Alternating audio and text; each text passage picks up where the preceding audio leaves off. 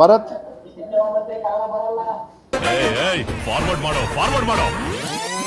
ಭರತ್ ಇದೊಂದೇ ಕಡ್ಲ ಈ ಕಾಗದಕ್ಕೆ ಒಳ್ಳೆ ವಿಷಯ ಅಂತ ನೀನ್ ಹೇಳಿದ್ದು. ಏನಂದ? ಯಾರ ಅವನು?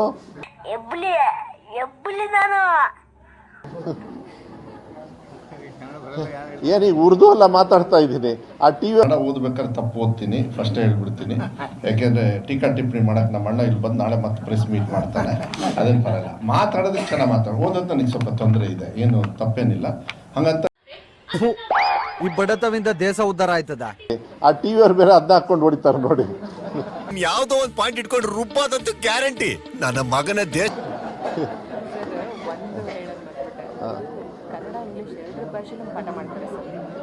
ಭರತ್ ಅಂಡ್ ಯಾರು ಅದನ್ನ ಹೇಳಿದ್ರು ಕನ್ನಡ ಬರಲ್ಲ ಅಂತ ಹೇಳಿ ರೆಕಾರ್ಡ್ ಮಾಡಿ take action against them. This is very stupid.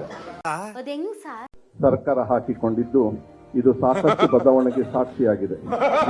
ಶಾಲಾ ಶಿಕ್ಷಣ ಇಲಾಖೆಯು ಕರ್ನಾಟಕವಾಗಿದೆ ಎಂದು ಹೆಮ್ಮೆಯ ಸಂಗಾತಿಯಾಗಿದೆ. 500 ಹೆಚ್ಚು ಕರ್ನಾಟಕ ಪಬ್ಲಿಕ್ ಶಾಲೆಗಳನ್ನು ಮಾಡಲು ನಿಯೋಜಿಸಿ ವೈಜ್ಞಾನಿಕ ಮನೋಭಾವನೆ ಮತ್ತು ಸಹಬಾಳ್ವೆ ವಿದ್ಯಾರ್ಥಿಗಳು ಪ್ರಾರ್ಥನಾ ಸಮಯ ಮತ್ತು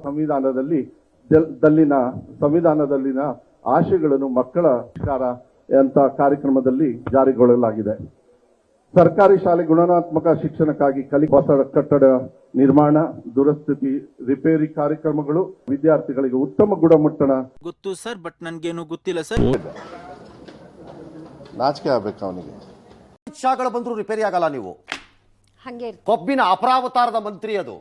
ನಿಮ್ಮ ಅದನ್ನ ಹೇಳಿ ಯಾರವರು ಟೀಚರ್ ಯಾರಿದ್ದಾರೆ BO no this has to be taken up very seriously.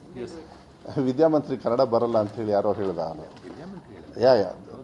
ಸರಿ ಆತರ ಕಾಮೆಂಟ್ಸ್ ಕೊಡೋದಾದ್ರೆ ಸರಿ ಮುಚ್ಕೊಂಡು ನಿಮ್ ಕೆಲಸ ನೋಡ್ಕೊಳ್ಳಿ.